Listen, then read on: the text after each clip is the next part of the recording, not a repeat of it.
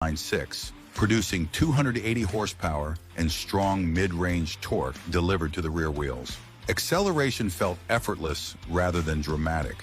0 to 60 miles per hour arrived in about 5 seconds, and the car kept pulling smoothly well beyond highway speeds. What made the Tourer V special was balance. The chassis stayed composed, the suspension favored stability, and steering felt predictable even when pushed harder than its look suggested.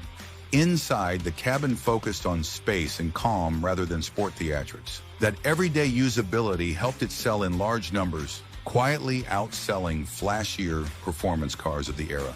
Today, the Mark II Tourer V is remembered as a perfect sleeper. Practical, fast, and understated. Its legacy shapes Japanese sedan culture. 1989, Daihatsu Charade GTTI CB70.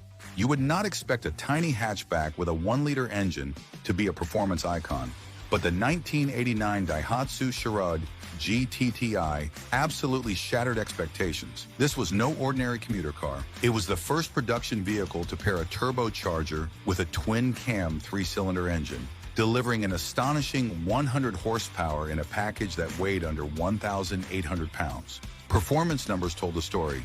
0 to 60 in just under 9 seconds. Lightning-quick reflexes thanks to its compact size, and a sound that hinted at something far more aggressive than its cute look suggested. The GTTI came equipped with a 5-speed manual gearbox and independent suspension, making it feel like a little cart on the road. What it lacked in brute force, it made up for with balance, charm, and sheer fun factor. Despite its clever engineering and spunky nature, the GTT never got the global praise it deserved. It sold well in select markets and quietly outperformed larger rivals in day-to-day usability. But time passed and memories faded. Today, the GTTI stands as a cult classic for those who appreciate unconventional greatness. As we leave behind this nimble rocket, our next stop is a Mazda hatch that mixed practicality with rally heritage in a way few others could. 1992, Mazda Familia GTX. The 1992 Mazda Familia GTX might just be one of the most overlooked all-wheel drive turbocharged hatchbacks of the 90s. Known in some markets as the 323, this seemingly ordinary compact carried serious rally spirit beneath its modest exterior. Mazda fitted it with a 1.8-liter turbocharged engine producing 180 horsepower, paired with a full-time all-wheel drive system that gave it grip in all conditions. What made the GTX so appealing was its balance. It was not just fast in a straight line, it carved through corners with confidence, thanks to a well-tuned suspension setup and a lightweight frame.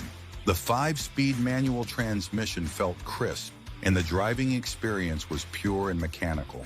Drivers loved how communicative it felt, and how easy it was to push hard without feeling like you were tempting fate.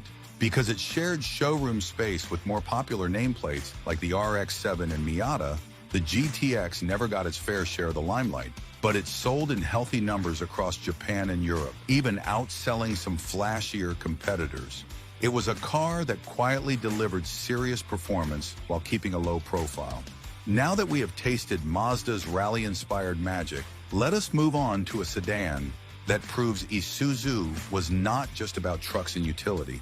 1992, Isuzu Gemini Irmscher R. The 1992 Isuzu Gemini Irmscher R is one of those unicorns that seemed to vanish before people even knew it existed.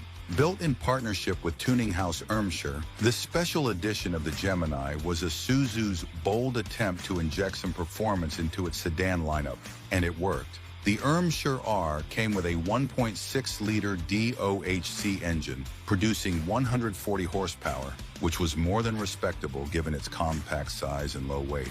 Paired with a slick 5-speed manual transmission and sport-tuned suspension, the car delivered a surprisingly agile and engaging drive.